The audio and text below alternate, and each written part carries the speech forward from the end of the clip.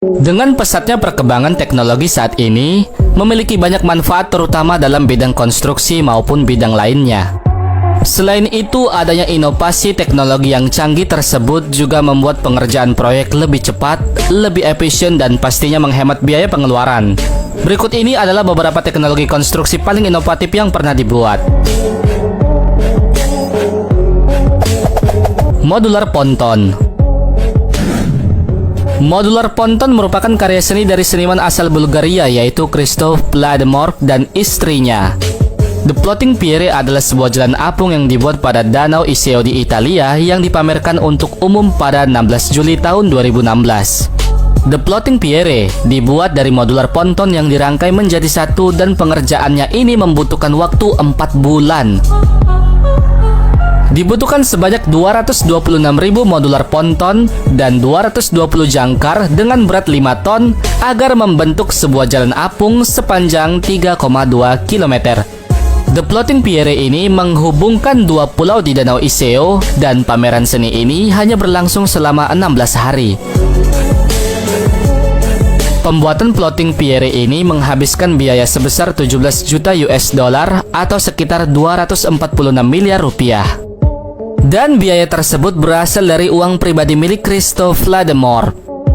Setelah 16 hari, The Floating Pier ini akan dibongkar lalu didaur ulang oleh Christo serta timnya.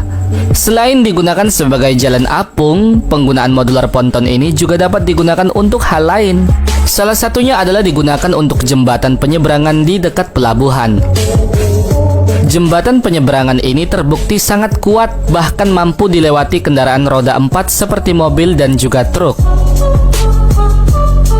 Fungsi lain dari modular ponton ini juga bisa dimanfaatkan sebagai tempat parkir kapal dengan ukuran yang tidak terlalu besar. Ponton buatan Bulldog ini mampu dinaiki kapal dengan bobot hingga 3.400 kg. Penggunaan dari alat ini juga sangat simpel. Saat sebuah kapal ingin bersandar atau akan melakukan perawatan, maka kapal tersebut bisa langsung naik ke atasnya. Serupa dengan modular ponton, beberapa waktu lalu di Cina menggunakan ecological floating yang terbuat dari HDPE. Alat ini dapat diisi dengan tanaman, dan mereka menggunakannya untuk memantau kualitas air. Sedangkan di Australia, sebuah perusahaan yang bernama SPEL Stormwater membuat produk yang bernama Floating Wetland yang sistemnya ini hampir mirip seperti hidroponik. Mereka menggunakan alat ini untuk mengatasi stormwater. Stormwater adalah limpasan air hujan yang tidak terserap oleh tanah yang kemudian mengalir di permukaan seperti jalan raya dan sebagainya. Lintasan air hujan ini cukup berbahaya sebab mengandung polutan. Floating wetland ini terbuat dari ponton modular yang bernama water column. Mereka merangkainya menjadi satu, kemudian di bagian atasnya diberi tanaman, lalu diletakkan di atas air yang mengandung banyak polutan. Untuk cara kerjanya, akar dari tanaman tersebut akan tumbuh ke bawah yang kemudian membentuk biofilm.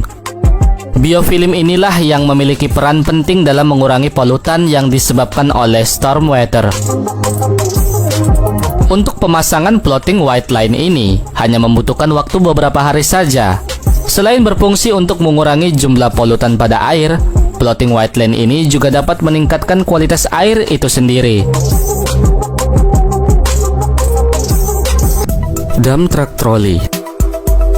Inilah tambang tembaga terbesar di Afrika dan terbesar nomor 8 di dunia. Tambang ini berlokasi di Provinsi Sulawesi sebelah barat laut di Zambia. Untuk meningkatkan produksi tembaganya, mereka membeli dua Hitachi dump truck trolley dengan jenis EH3500 AC3 yang dibuat oleh perusahaan Hitachi. Dump truck ini merupakan dump truck yang memiliki teknologi canggih yang penggunanya akan dapat meningkatkan produksi tembaga serta mengurangi biaya pengeluaran tambang. Dump truck Hitachi ini memiliki berat 146 ton dengan kapasitas angkut muatan hingga 181 ton serta memiliki kecepatan maksimum hingga 56 km per jam. Dump truck yang dimiliki oleh tambang Kansas ini memiliki mesin bertenaga listrik dan juga diesel. Ketika mode troli diaktifkan, maka mesin diesel yang sedang digunakan akan beralih ke listrik.